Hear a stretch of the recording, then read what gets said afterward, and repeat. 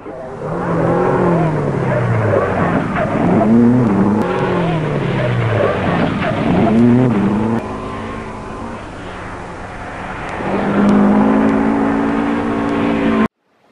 name is Len Picton. Everybody calls me Len.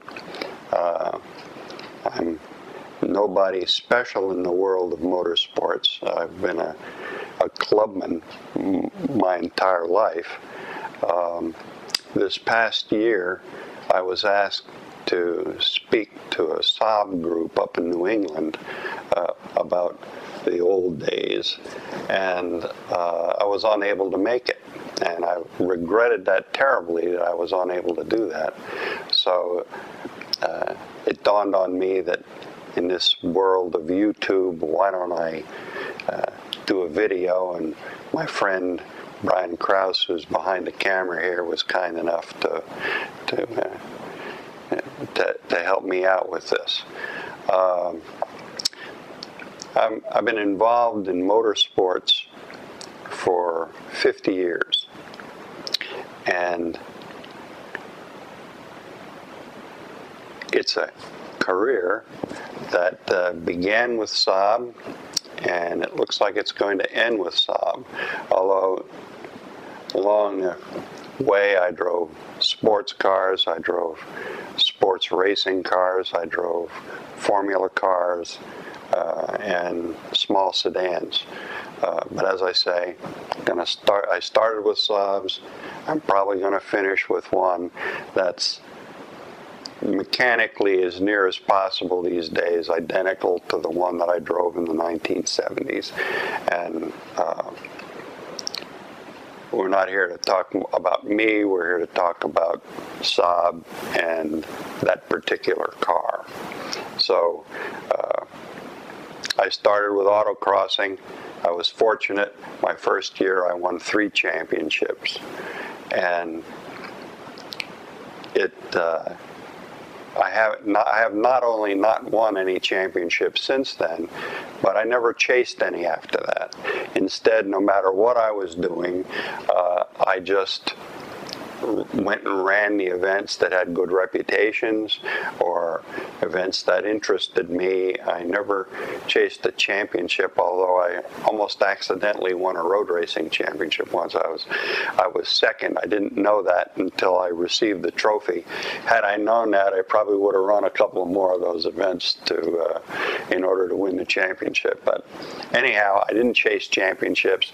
I was a clubman, but the events that I ran over the years went from local gymkhanas all the way up to internationally sanctioned special stage rallies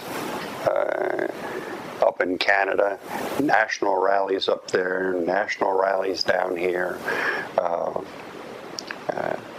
national road races, vintage races, all of it. But most of my memories that I really return to in my mind are that of a Saab 96.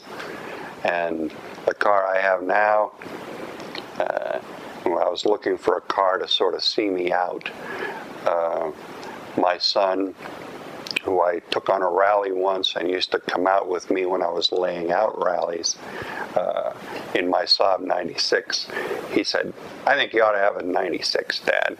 So that's what we bought, and most of today we're going to be talking about that.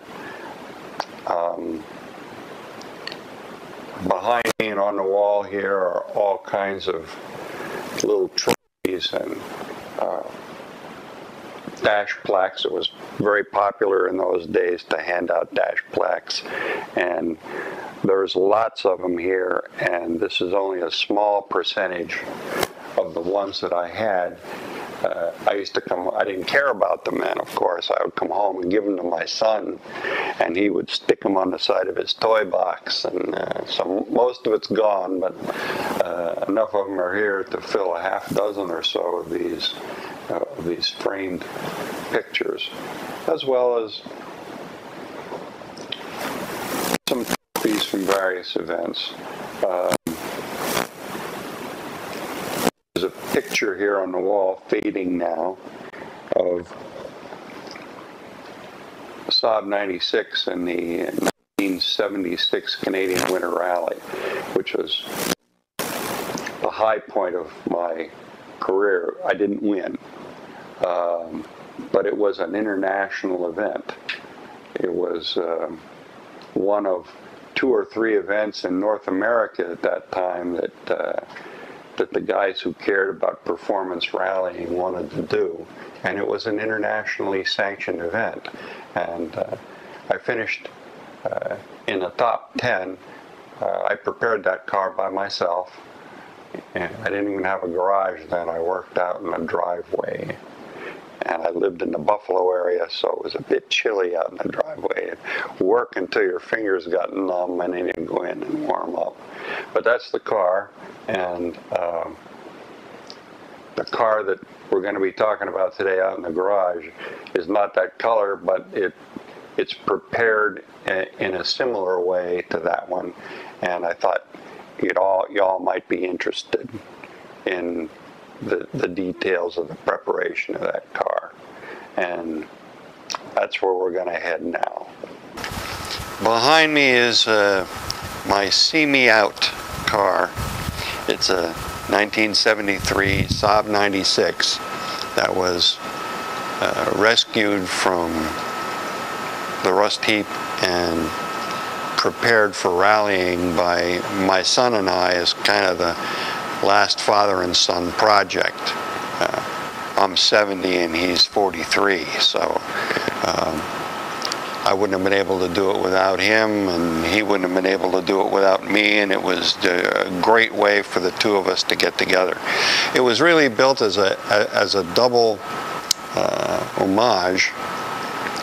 One was to the car that I built back in the 1970s, and unbelievably enough, some of the same parts that are used on this car were used by me back in the day. And as we go over the car, I'll point those out to you. The other part of the homage is Saab had 2 factory teams back then. One was, of course, the one from Trollhättan, Sweden, which was the parent company, and the other one was from a town in Finland. And this is a homage to the Finnish cars. As you can see, it's white and blue.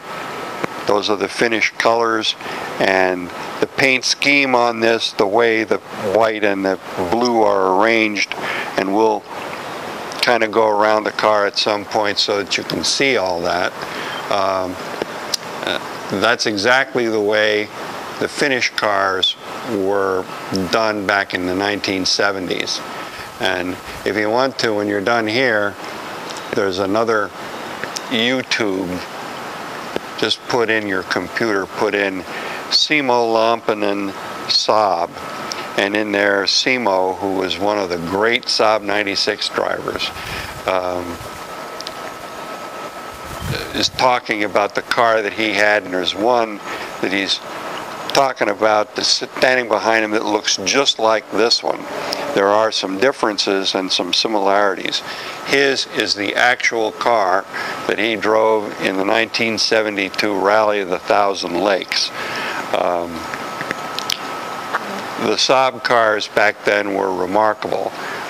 The Thousand Lakes was the predecessor to today's Nesti Rally Finland, and it's over a lot of the same roads. And Finland is famous for loose surface roads, and they're fast flowing roads. That rally was and is the fastest rally in the world. And the Saab 96 never had more than about 145 horsepower, even in the highest tune that it had.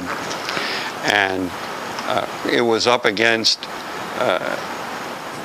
highly tuned Ford Escorts, 240 or so horsepower, Porsches with that amount of horsepower.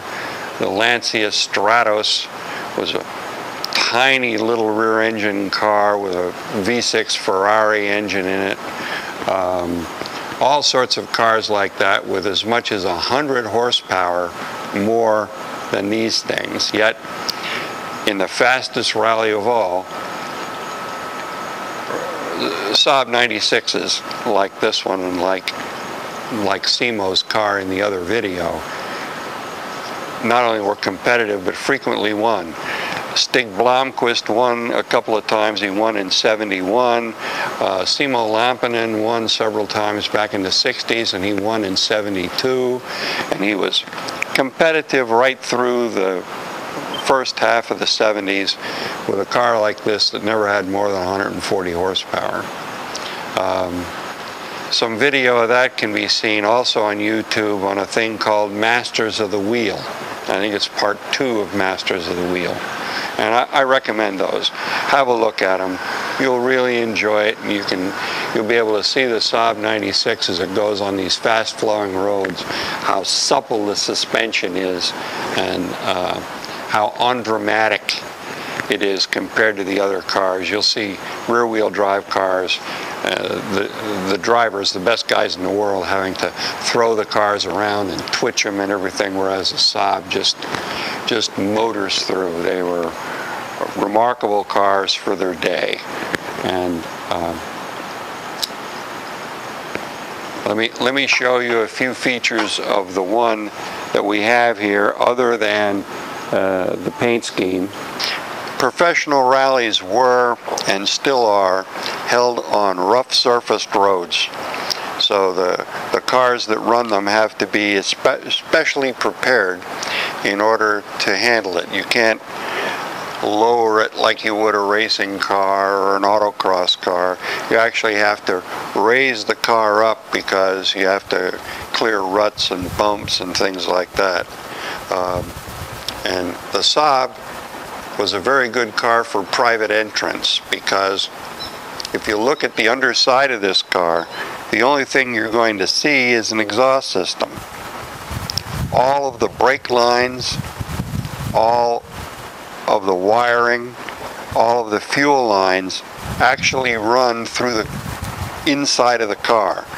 They're not on the outside, so when you fly through the air and come down on a rock, you're not going to rupture a fuel line, you're not going to rupture a brake line or anything like that. That's all through the car, and it's done by the factory. Every Saab that people bought were like that. Back in the day, as far as I know, that was the only car that had that feature, and that made preparing for rallying a real shortcut for somebody who was a private entrant. Then we'll get on to special preparation items. First one, of course, is springs and shock absorbers. These cars, unlike racing cars, have a lot of suspension travel. They're very supple, going over undulations in the road. And for rallying, they put tall springs in them. If you have a Saab, I don't know if I'm still on the screen now. If you have a Saab, go measure it. This one's a foot off the ground. Okay? That's a lot of ground clearance, and you need every bit of it. And in spite of the fact that the car is jacked up like that, it still handles very well. This particular car, the springs are not only tall, but they're variable rate. When you drive this car, the first inch or two of travel is very soft. The car moves around like that, and as you load it up, it stiffens up. It was very strange for my son to get used to that. You know, you put it into a curve and it leans quite a bit at first, and then it sort of takes a set. And of course, the first couple of inches happened so easily and so quickly, it felt to him like the car was going to roll over, and I had to tell him, no, don't worry about it, just keep going. Everything will be fine, and of course it was. Let's talk about some other features here.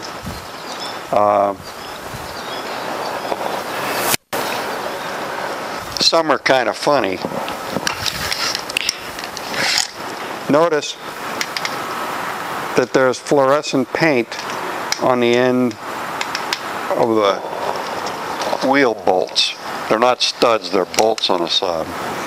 And that's something you learn to do the first time that you have to change a wheel by the side of the road and can't find all the bolts. So you paint the end of them, so all I have to do is move a flashlight around and they'll fluoresce and you can find the darn things. These, of course, are Saab wheels, Saab aluminum wheels, referred to generally as the soccer ball wheels because of their configuration.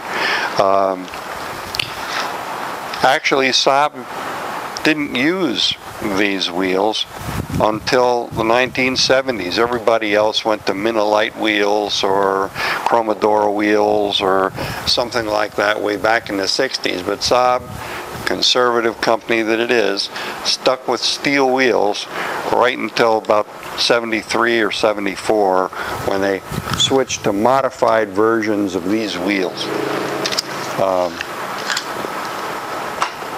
Let's move to the front suspension here.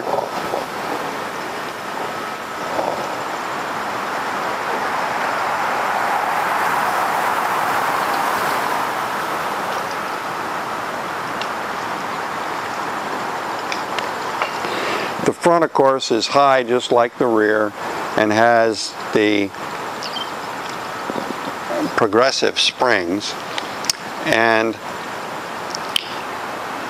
back in the day, I ran a rally once and I had Saab springs, but there was another modification that I didn't know about. The spring seats stand proud on the upper A-arms, and from leaping and crashing along the road, the spring seats deformed so that the springs actually bowed out on the car, and this entire section of the car began to deform metallurgically, began to stretch. To this day, every once in a while, when you see old Saabs in places, if you look at them real close, you can see this area is kind of deformed. The stock springs on the 1970 cars in particular, over time, lost their oomph. And a lot of the rally cars, the guys didn't know to reinforce those spring seats, and the same thing happened to them.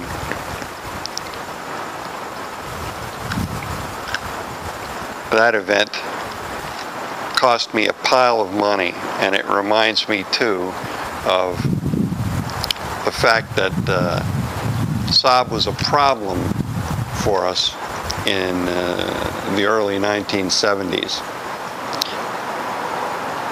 California has always been ahead of the rest of the country with respect to pollution control. And Saab used to sell a thing called a Stage 1 tuning kit, which was a Weber 2836 DCD carburetor on an intake manifold that substituted for the stock one. I had one of those setups once. Well, a guy in California had a dealer put one on for him.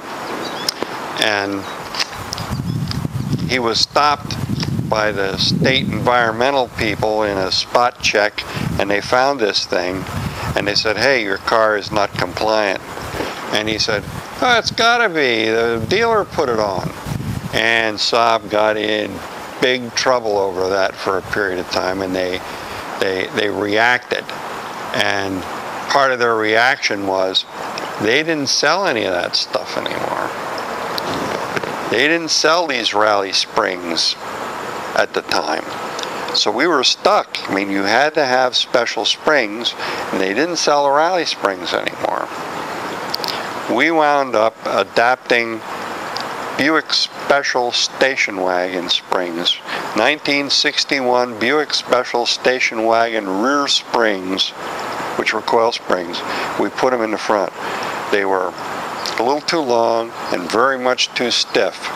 My guess is these rally springs here average out at about 170, 180 psi, and the Buick Special ones, they were 240. We bought them out of the Triangle Spring catalog from the local body shop, and you had to run about 3 rallies and get a lot of bouncing and crashing done on them to soften them a little bit so that they're even normal. Until that happened, they were much too stiff. And for handling, you know, if the front end is too stiff, when you're in a turn, the inside rear wheel tends to unweight and spin if you don't have a limited slip differential, which none of us with Saabs could afford in those days. So we had this tremendous high car, and until the springs crashed a bit, we didn't have really good front end traction in tight corners, but we had to live with that. I tried to talk them into selling us things that weren't performance related, that people who stopped us for pollution control checks weren't going to find. Things like the rally springs and rally protection plates, which are the plates that go underneath the car to protect it from, if you land on a log or a high crowned road or something, that you're not damaging the oil pan or the exhaust system. Instead, you're hitting this skid plate. And they wouldn't even sell those, even though it had absolutely nothing to do with pollution control. After a bit, they softened, but in the meantime, I went through a god-awful number of exhaust systems and skid plate designs. I didn't know a lot about designing skid plates in those days, and I mounted them in the wrong places. I made them out of material that was too hard. I made them out of material that was too soft. I could fill a junkyard with the failures that I had at that point in time. One of them was a dandy. There was a stage in a rally in northern Ontario that was called Roller Coaster. And it was called Roller Coaster, of course, because it went like this. It didn't take a whole lot of driving ability to run this stage. It just took sufficient balls to go over these yumps and fly through the air. And of course, sometimes, because you couldn't practice the roads, sometimes when you fly through the air like that, instead of coming down between the bumps, you come down on top of the next bump, and it's really jarring. At any rate, that generation of skid plate was fastened to the front cross member, which also held the radiator. And that cross member was just a U-shaped piece of thick metal. And as I hit and hit and hit, the U-shaped cross member was beginning to twist like this. And as it twisted, on the top of this thing were 2 mounts for the bottom of the radiator. So as this thing twisted, it moved the bottom of the radiator, and eventually I started hearing this ding, ding, ding, ding, ding noise, which was the fan grinding into the back of the radiator. And of course I lost coolant, and that put me out of the rally, and I had to pour a bunch of that gunk in the radiator to seal up all the holes to get me back to Buffalo, which is where I was living at the time. That was another expensive experience, but eventually they sold us a factory skid plate, and I saw my design flaws. I guess the factory went through exactly the same thing I did. They had failure after failure, and eventually, through experimentation, they had one that succeeded. There are angle iron supports on the inner fender wells in this car that extend out the front apron and bolt to a cross piece to which the skid plate mounts. So it takes the loads from this hitting and puts it in two places. Puts it on the inner fender wells, and the back of the skid plate goes all the way back here. And this was a big failure of anybody who ever tried to make their own skid plates for Saabs. It came all the way back, and the back bolts were backed by the throttle pedal.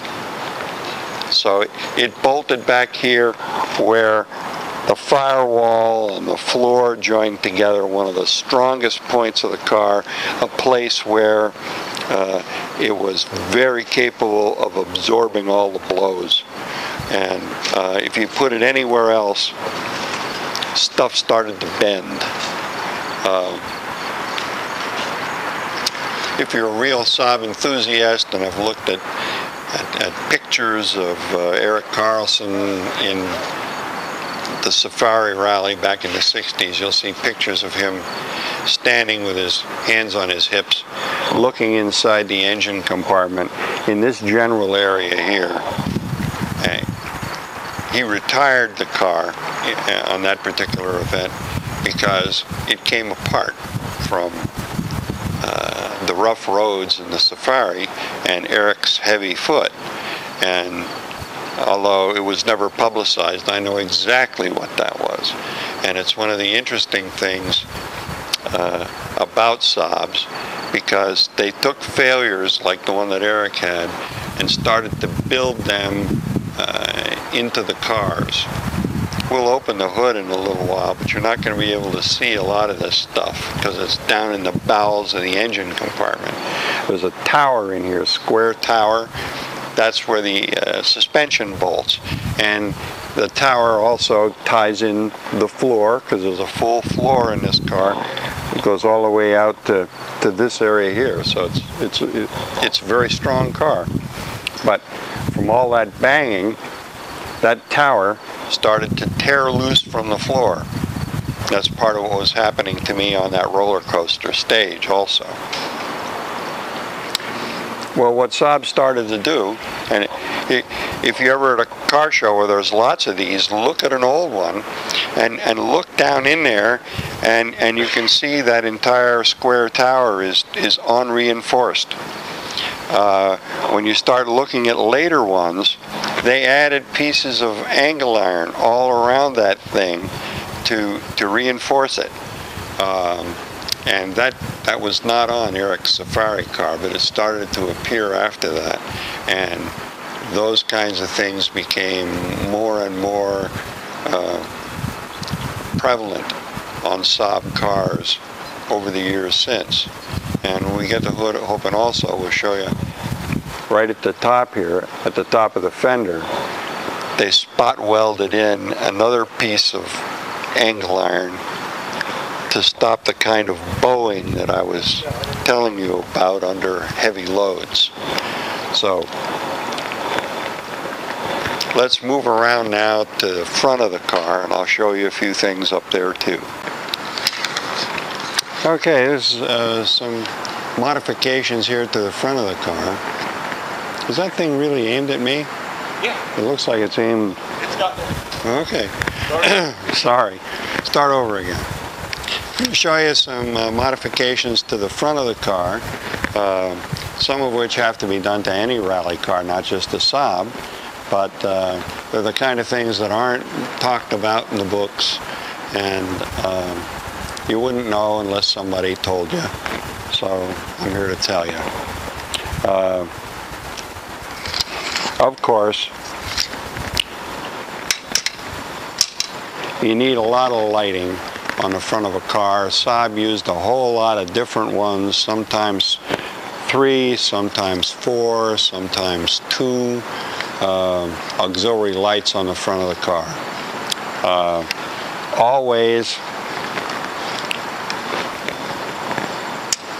they had headlight conversions. These aren't just seal beam headlights here. These are conversions that are much more powerful and will not only throw light farther down the road, but controls the dispersion of the light, so you can actually see a lot of stuff alongside of the road. You can see the rocks and roots and things sticking out of the side of the road, which is in a lot of ways more important than seeing down the road.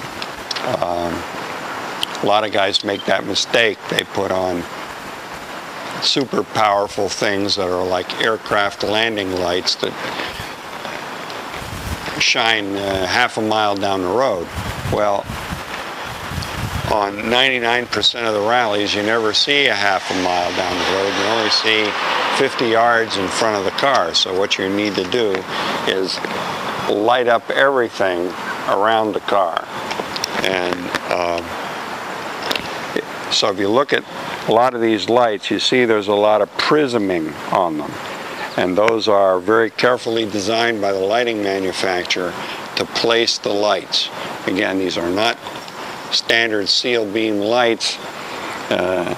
These are not the kind of lights that would adorn the top of a dune buggy. These are specially made for rallying, and I don't know everything about all the various ones, but you can research them, and they used to be cheap. Now they're not. They're quite expensive. Now you can spend an awful lot of money for auxiliary lighting. Another aspect of this car is me telling you about all the deformation that can occur in a rally with all the bouncing and everything. Well, one of the things that can do is screw up that control cable that goes down and controls the opening of the hood. It's something that you never read about, you never notice about the rally car pictures in the magazines until you stop at a service point in a rally and you can't get the hood of the car open. Guess how I know this? Anyhow, led me to go back and look at closer pictures of the factory cars and see this.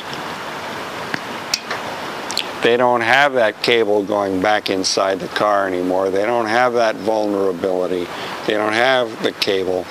This is a direct connection to the mechanism that unlocks the hood, so that no matter what happens to the car, the mechanics or you at the rest stop can still get the hood open. Another thing on every car, every rally car should have this, but they never tell you about it. If you look really closely in the grill here, you'll see some 1/4-inch chicken wire that is held by tie wraps onto the regular grill. That is to stop high-speed small stones from getting through here and putting a hole in the radiator. You wire this chicken wire in there to prevent that.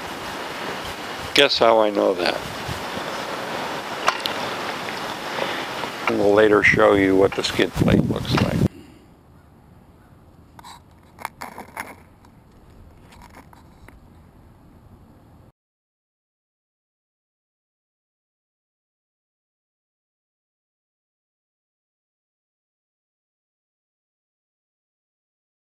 We're going to move now to the interior of the car. Okay. All right, now we're going to turn our attention to the interior of the car. And this car, although we only prepared it a couple of years ago, it's prepared with all period things on the inside, period instruments, period seats, and all that.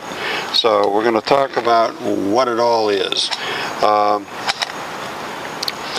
The interior of Saab rally cars back in the day were remarkably standard. You wouldn't have any problem looking inside and recognizing the car that you owned.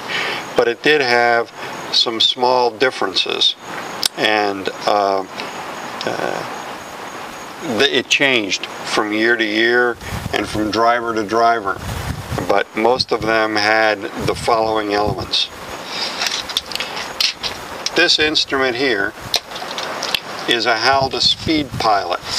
It is a mechanical computer that is not accurate enough to keep you on time for rallies today, but it was then. Its function on international rallies then was to stay on time on the transit zones.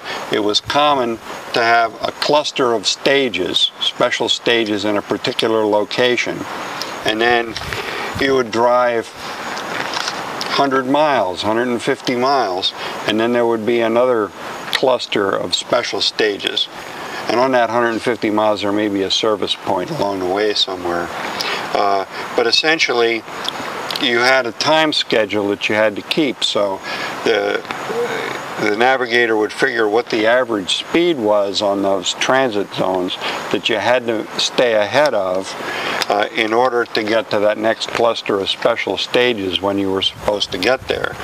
So with this instrument, you set a dial to the average speed, and there was a hand on a clock that would be either ahead of the minute hand or behind the minute hand, and it would tell you whether you were ahead or behind. It was only accurate to the minute, but as I say, it was a good instrument back in the day, and its primary purpose was to make sure you got from one cluster of stages to another, or from a service point to a special stage, those kinds of things. So these things are still sold on eBay, and no period rally car is complete without one. And in the 60s, back in from 1960 to 1964 or 5, there was a model of Saab called the GT, or Gran Turismo 850, or the Saab Sport.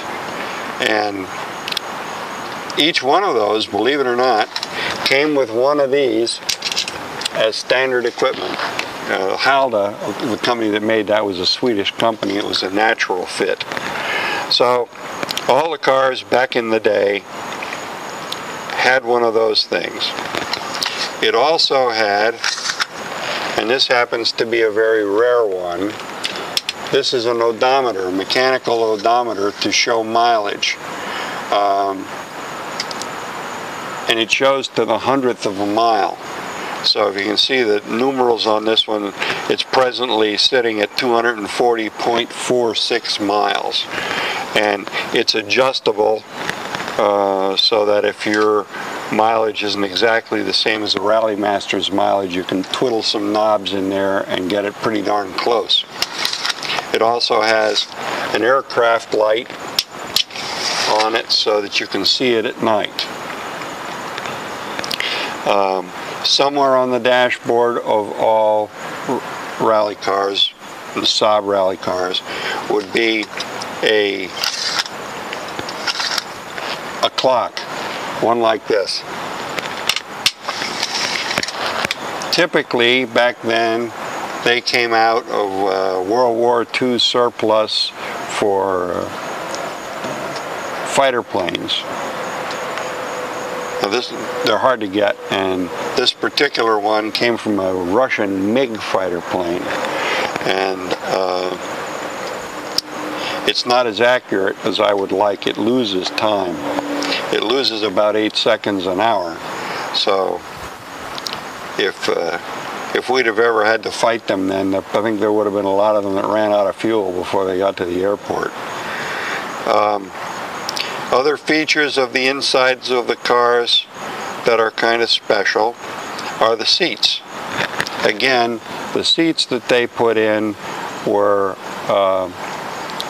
special seats, and the drivers and navigators specified their own. If they didn't, Saab put in Recaros. That's what were in most Saabs. These are not Recaros. These are a British manufacturer, but the configuration is pretty much the same. And from this or other angles, you'll see a few things. The navigator seat, this one at least,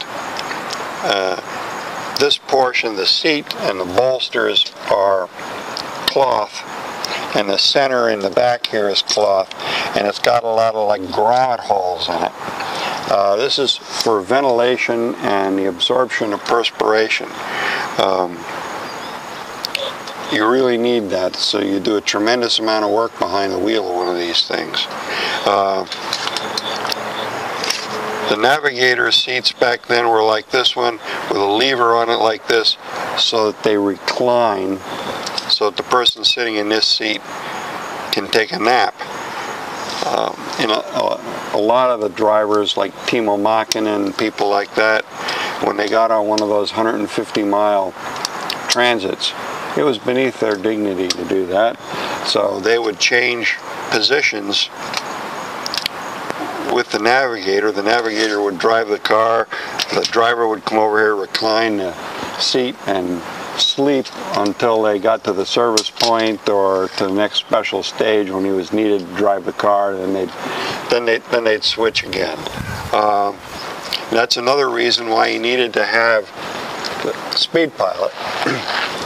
Because drivers like me were too dumb to be able to figure the average speeds when they were over in the navigator seat, so you had to have something sort of automated that they could just look at one dial and say if they were ahead or behind.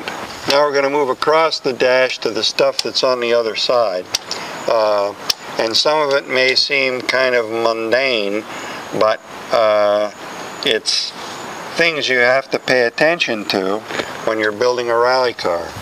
Most rally cars were constructed on, at least back then, were constructed around the most cheap cars that the company made, because that's the one they were trying to sell. So the instrumentation on the dashboard was minimum, to say the least, and when you start equipping them for rallying, you want a little more than that, so you have to add things. And the temptation is to do it haphazardly and put all this stuff that you need in the wrong place. You wind up putting things there and you can't see them. You can't see the tachometer through the spokes of the steering wheel, or you can't see the temperature gauge, or warning lights. Warning lights, you want nice big bright ones so that the driver who's too dumb to react to gauges will react to big lights that are going on. So I'm going to show you the various features of the driver's side of the car. First is the seat, which is a bit different than the navigator seat. It doesn't recline, for one thing. This particular one is all vinyl. It doesn't have the cloth padding.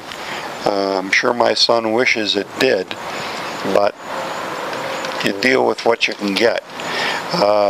This one is not in good shape, and this winter has to be taken out and taken to a leather shop, because my son is one of these guys who wears a keychain and with a lot of dangling keys, like a night watchman, and he forgets they're on there, and it kind of tears up the leather, so we have to have that fixed. But at any rate, the driver's seat is different. It has real high bolsters on the side to hold you in, because if you don't have good side support in a seat, you would be amazed at how much effort is used to hold yourself in the seat and how much effect it has on the steering of the car. If you're using your feet against bulkheads or wheel wells or things like that to hold your butt into the seat, it has a very subtle effect on your positioning in the steering wheel, and you don't really understand how all that works and what benefit it is until you sit in a seat like that holds you in place. So that's the seat. It's generally positioned in terms of distance from the steering wheel and height above the floor, the way the driver likes it. This one was positioned for my son. I don't drive anymore. I had to give up a couple of years ago, and it kills me that I spent all the hours with my son building this car, and I've never had the pleasure of driving it. I'm now the navigator, and I really feel sorry for my son, because it's a job at which I truly stink. Still, we managed to get to the finish, and we managed to have a good time. But someday, I suppose, he'll find someone else to do that for him, and I'll have to sit at home waiting for him to return. Anyhow, back to things about this. There was an instrument in this location that comprised temperature gauge and gas gauge and a cluster of warning lights. We thought that was an ideal place to put a tachometer, which this car did not have. So this tachometer came out of a Saab Sonnet, and it fits perfectly in there. But the wiring was surprisingly difficult. Not for the tach's pretty easy, but all the other stuff that was in there, the temperature gauge, the warning lights, the gas gauge, that was all pretty difficult. And we put earlier Saab versions of those on a panel over here on the left side of the steering wheel to maintain Saab authenticity and a place where the driver can see it. And that's a warning light down there when the tank goes empty.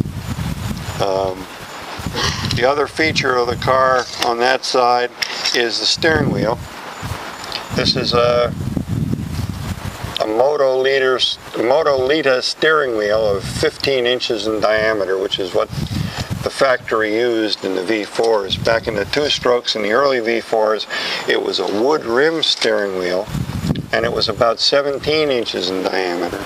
And I used to joke when I drove in those days with my navigator, if I had a sharp turn to take that involved a lot of turning of the steering wheel, I would yell, "Ready about," like they do on a sailboat, and turn that steering wheel. It was an elegant steering wheel, and if I could have got one with the right hub, I probably would have put it on this car. But again, this was a 70s V4, and it had a Motolita steering wheel, and you can see this one has a Saab horn button and all that.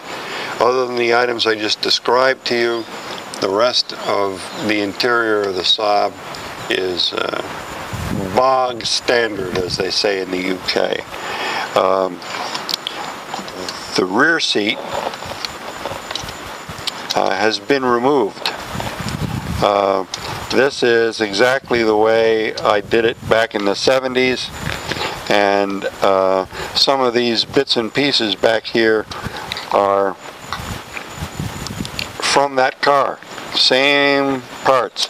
Now, you have to ignore back there all the junk that's on the floor. That occurs to almost any rally car, and they only get cleaned up when it's time to put a car through tech inspection, because the tech inspectors don't like all that crap in the car, because it'll fly around when you roll it over. I say when, because performance rallyists all have the same saying. It's not a question of if you roll the car, but when. If you have to roll a car over, I recommend doing it in one of these. I rolled one once and never cracked a window. That's how strong these cars are. I had a roll bar in it, but the roof never caved down as far as the roll bar. It never deformed enough to crack a window. And when the windows were replaced, there was no problem. And they weren't replaced then because they weren't broken, but later when I put different windows in the car, there was no problem getting these out or the other ones in or whatever. You need a lot of crap in a rally car, a lot of little spare parts and pencils and a flashlight and all that kind of stuff. So Back here, screwed to the floor, is a little suitcase which contains all that stuff, and it accumulates too much stuff. You know, every once in a while you have to go through it and say, am I really going to need this? Do I really want to haul this around? But there's enough of those things that you want some kind of a box to put it all in.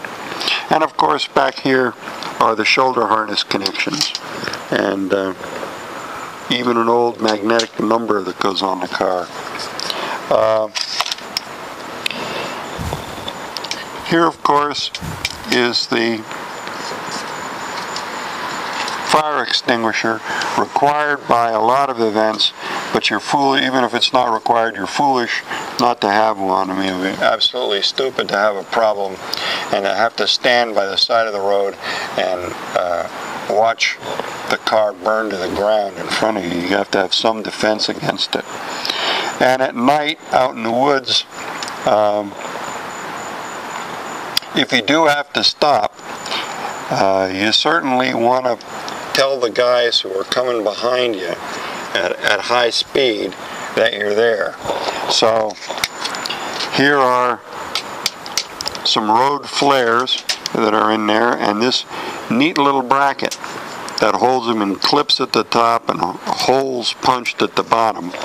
They were in my 1970 rally car, and for some reason or other I took them out before they were sold, and they were in a box of junk, and when we were building this car, I found them, so I put them in here, kind of part of the homage to what my son remembers. He also remembers riding with me in a rally, or to lay out a rally, and he was like 10 years old, and when he got in this one, he said, geez, I remember these cars as being bigger. Of course, he's now not 10 years old anymore. He's 43 and over 200 pounds, and significantly larger than he was when he was 10 years old. It amused me greatly when he said that he thought these cars were bigger. In an event called the Rally of the Sleepless Night, I won something. I don't really remember what position I finished, because the organizer gave me a choice between a trophy, which of course had the date and all that on it, and these things. These are a very rare rally item. They came from Finland, and I believe the name in Finnish is Nipatax, which I'm told is Finnish for snow grips. It could be anything, because if you ever heard Finns talking, it sounds like Klingon. Anyhow, I got these things, and you carry them around in a bag in the trunk. And in the '76 Winter Rally, I came around, a Canadian Winter Rally that is, I came around a corner, and there was a guy in front of me, Beatty and Reeves, in a American Motors Hornet, very fast, well-prepared car, and they couldn't make the hill, and it was a very narrow road.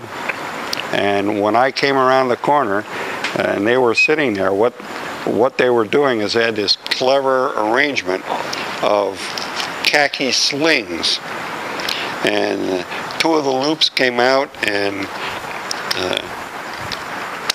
Reeves, who was a navigator, put his feet in those loops and held on to the other loops with his hands, and cantilevered his weight way out over the back of the rear-wheel drive Hornet to put a lot more weight, some multiple of his body weight, over the rear wheels to give him traction. And I came around this corner, and there he was, dangling vulnerably off the back of the car, and he started screaming to his driver to get out of there, because I was coming. It was all ice, and there was no way I would have been able to stop. I had squished him like a bug up against the trunk of that Hornet. But he got out of there. Unfortunately, I lost momentum. And although these cars have wonderful traction, in Canada at that time, you weren't allowed, in the province of Ontario, you were not allowed to use studded tires. So what we had was either Canadian Tire, Highway Byway, cross plies that you bought for 20 bucks a piece, or Cooper Weathermasters that you bought down here for the same price. Anyhow, I lost momentum due to Beatty and Reeves balking me at the bottom of the hill, and I didn't have enough momentum to get up the hill. And great though these cars are in some circumstances, they are weak going up hills because the natural weight transfer when you're trying to accelerate is rearward, and when you're trying to go uphill, that weight transfer to the rearward is accentuated. And of course, where you want the weight is up here on the front. So I didn't make the hill. And I had these things in the trunk that I had won in the rally of the Sleepless Night. And we got them out and put them on. And as you saw in the video, you put them on at the bottom, make an X out of them, and crank this spring, get good tension on the spring, and hook it on one of these arms. Then you blast out of the hole or up the hill. In my case, it was a hill about a half a mile long, and this thing churned us right to the top, and we took these things off and continued the rally. I lost probably 10 minutes on that. I finished in 8th place. It was a Canadian Winter Rally, and without that loss, I would have been somewhere around 3rd, 4th, 5th. My stage times with my homemade Saab compared with an Irish champion driving a Renault Alpine, which is a little plastic sports car. The whole car is not 18 inches off the ground, I don't think. It has a powerful engine and big bags of traction to the rear engine.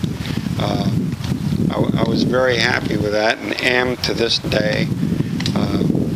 They were lousy about sending out results in those days, and I just wish I had the stage-by-stage results of that. I know I won at least one stage in that event, and but I was just thrilled to be in the top 10 with a homemade car, and I would not have finished the rally were it not for these contraptions, which I have kept to this day. Nip attacks.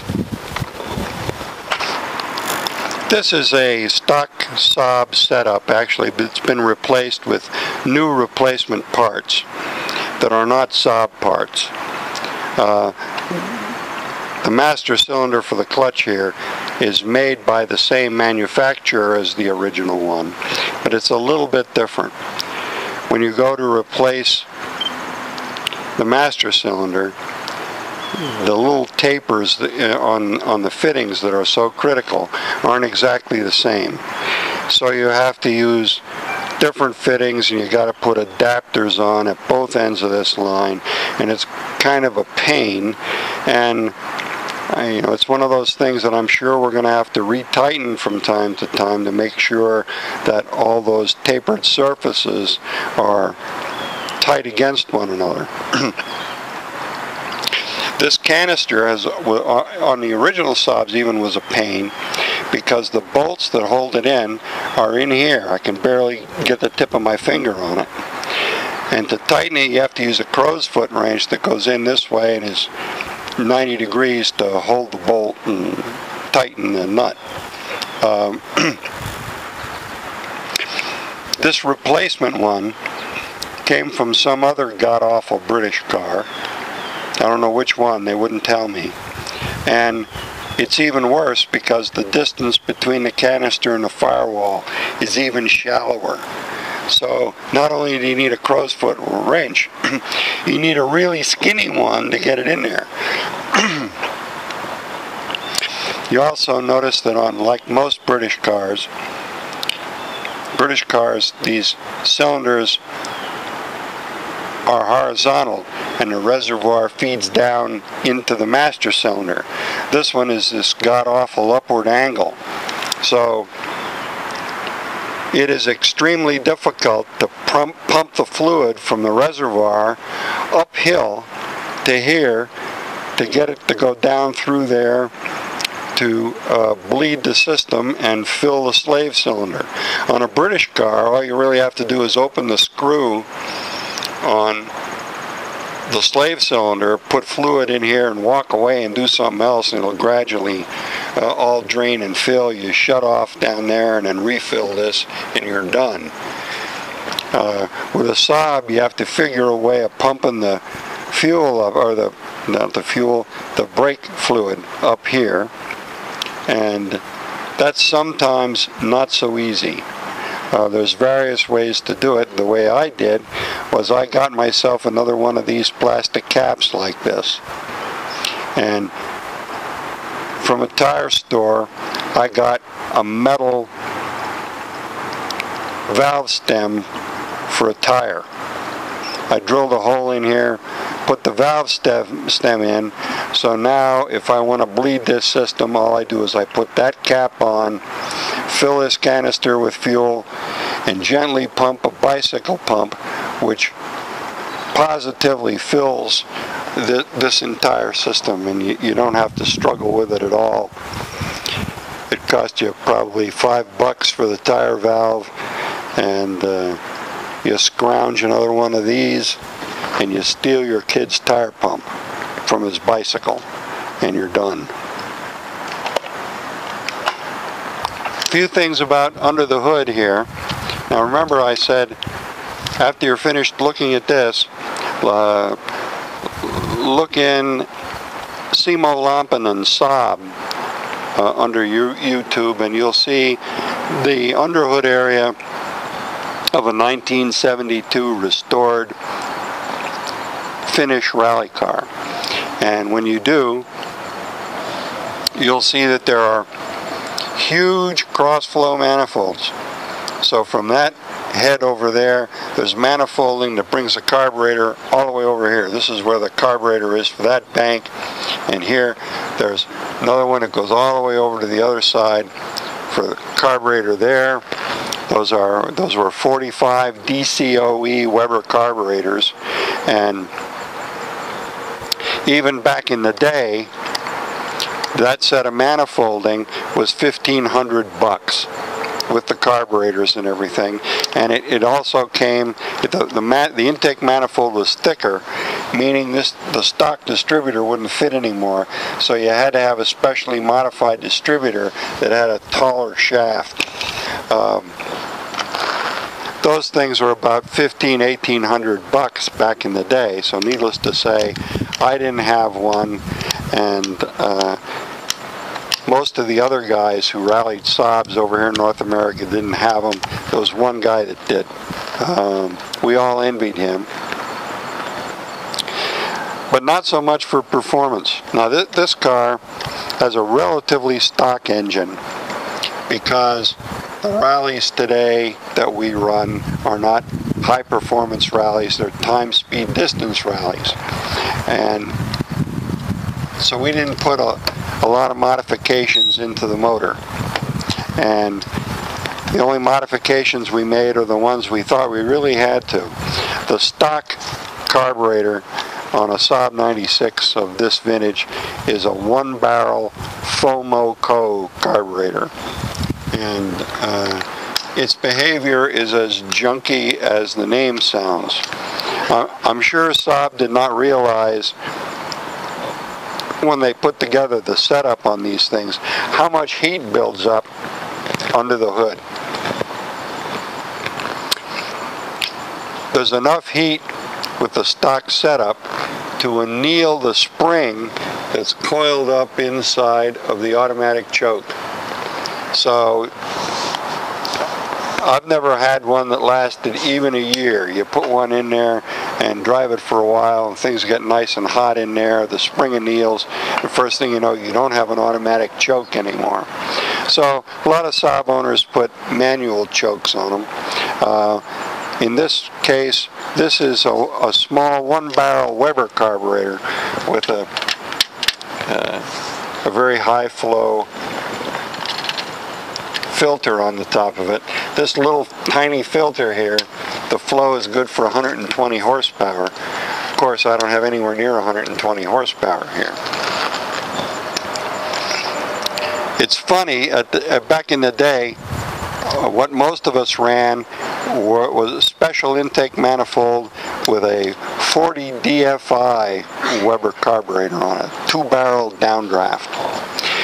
It sat just like this one does, with the 2 barrels here side by side, and the float bowl in pretty much the same position that this one is in. You will notice that the float bowl is very close to the thermostat housing, which is, you know, when heat builds up in this motor, it's coming from the motor itself up through the aluminum intake manifold. It's coming out through these valve covers, and of course it's also pouring out of this thermostat housing. And as a consequence, under certain circumstances, the fuel in the float bowl actually boils and vapor locks everything. So you come up to a start control, and usually there's another car or two in front of you, and you start at 1 minute intervals, and that car takes off, and you wait a minute, and then the next car takes off. You pull in position, and you wait a minute. So you're sitting there relatively stationary, and there's no flow through all this to push the heat out. So all that heat is being applied to the bottom of the float bowl on the carburetor, and the fuel boils.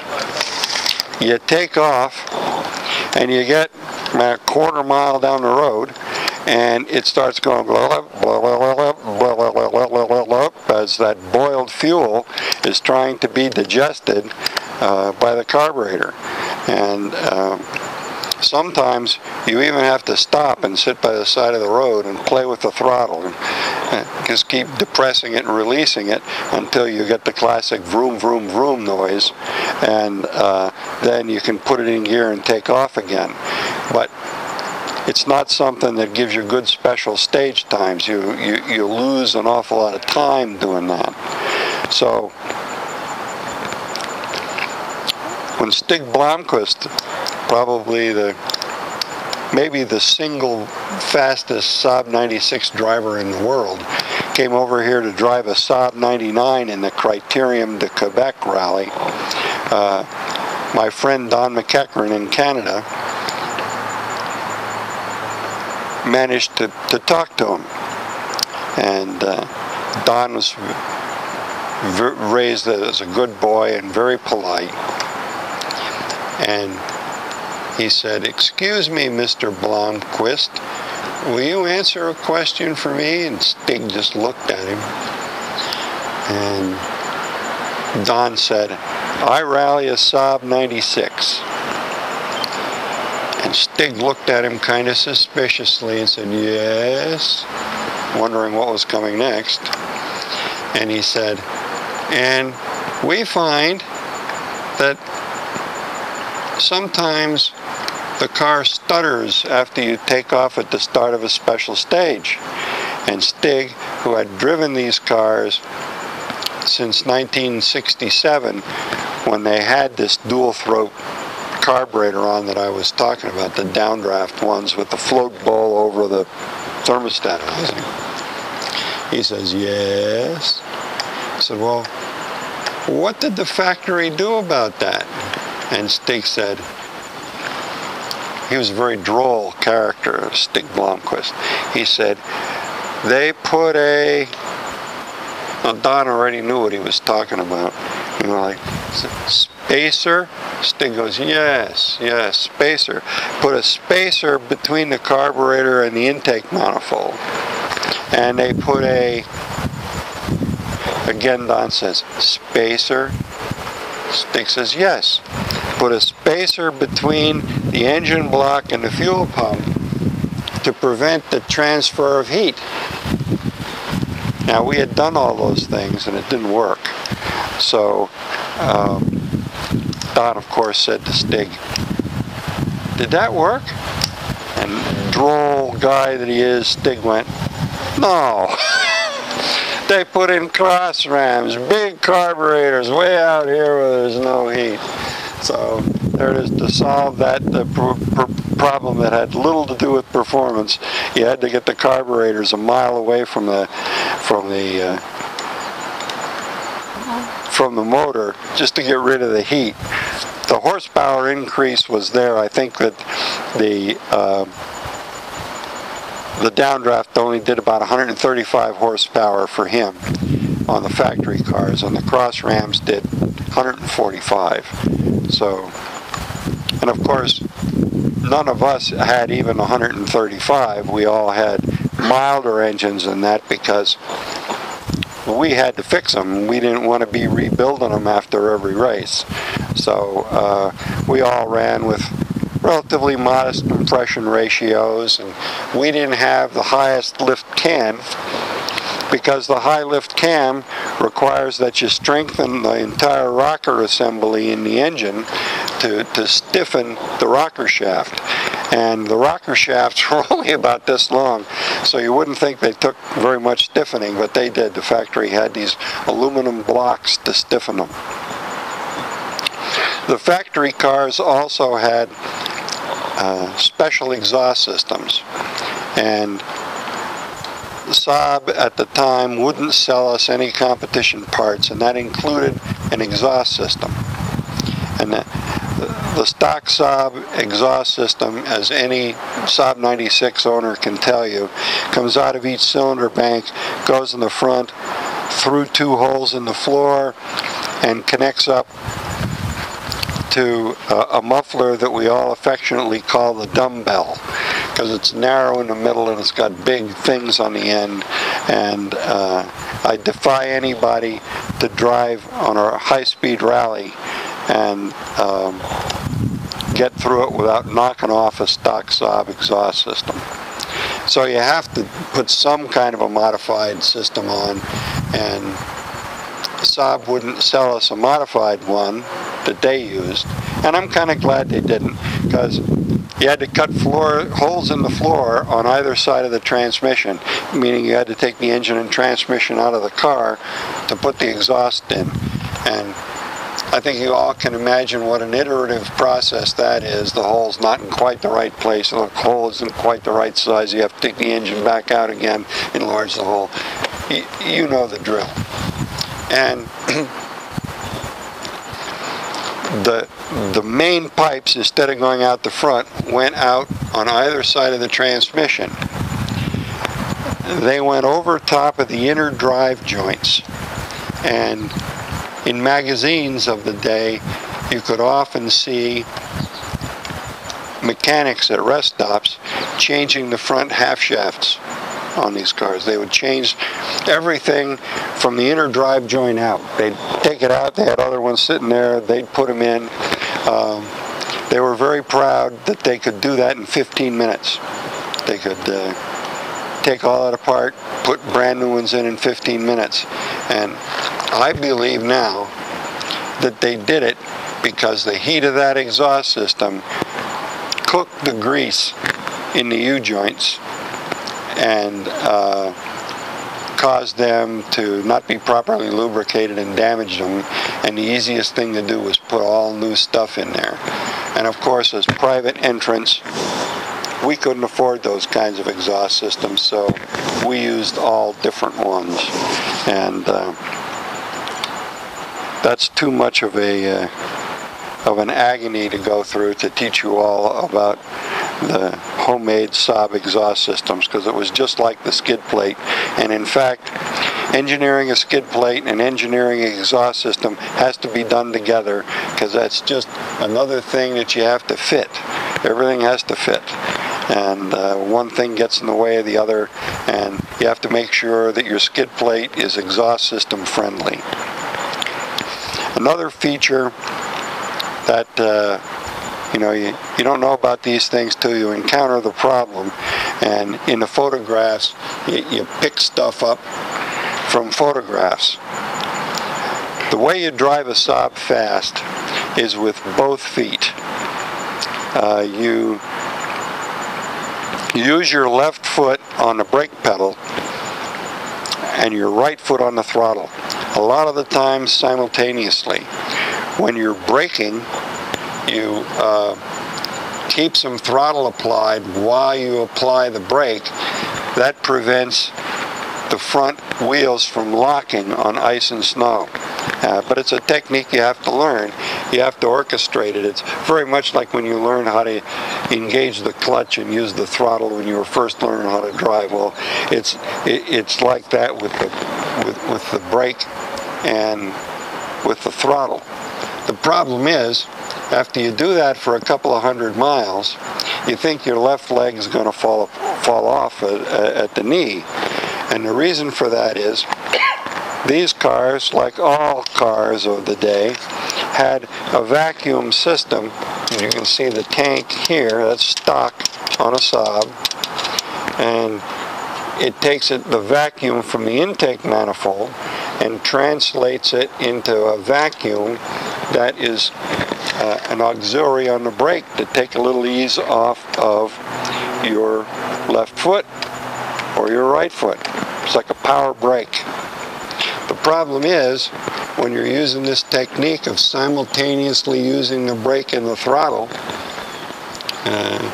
read up on vacuum, when there's vacuum inside this intake manifold and when there isn't, and you find out that the vacuum is maximized when your foot isn't on the throttle. So when your foot is on the throttle, you're consuming all the vacuum that's in there. So if you look closely at the Saab rally cars, you'll see a thing like this. All this is a plain empty tank. The hose at this end goes to the brake servo. The hose at this end goes to the intake manifold to pick up the vacuum. And this is a little check valve that was stock on Saabs, and you just replumb all this and put the same check valve in. That holds vacuum in this tank so that your leg won't fall off after 150 miles of driving using your left foot on the brake without a servo. It maintains enough vacuum in here to help you out a little bit on the servo. That's something you won't find in the magazines either, and you have to search the pictures to figure it all out. And there it is for you. We've done the thinking for you in those days. This tank isn't quite big enough. It's about 9 inches long and 3 inches in diameter. It should be a foot long and 6 inches in diameter, but couldn't find one, and probably couldn't fit one in if I found one. The radiator, this one has an enlarged core on the radiator. Factory cars and other people have put sonnet radiators in, which are really too big to fit here, so I had to notch the front grill piece in order to fit them in. All rally cars have accessible wiring. They have things you can get at, and they have spares. This happens to be the spare fuel pump. It's sitting here, it's plugged on both ends. There's a filter here, and this is the line that comes from the fuel pump that we're presently using, which is in the back of the car underneath the rear seat. And if it fails on you, if you have an electrical failure to it or something gets plugged up back there, it's a nightmare to try and get at it. So rather than get at it, what you do is disconnect the line here and put it on the inlet side of the pump, disconnect it here, put it on this side of the pump, connect the wire, and you have a spare fuel pump. A lot of rally cars have that feature, and if you look around at the pictures of cars, if you're familiar with what the stock ones look like, you'll be able to find where the spare fuel pump is. A lot of them have spare coils, so all I have to do is switch from one coil to the other.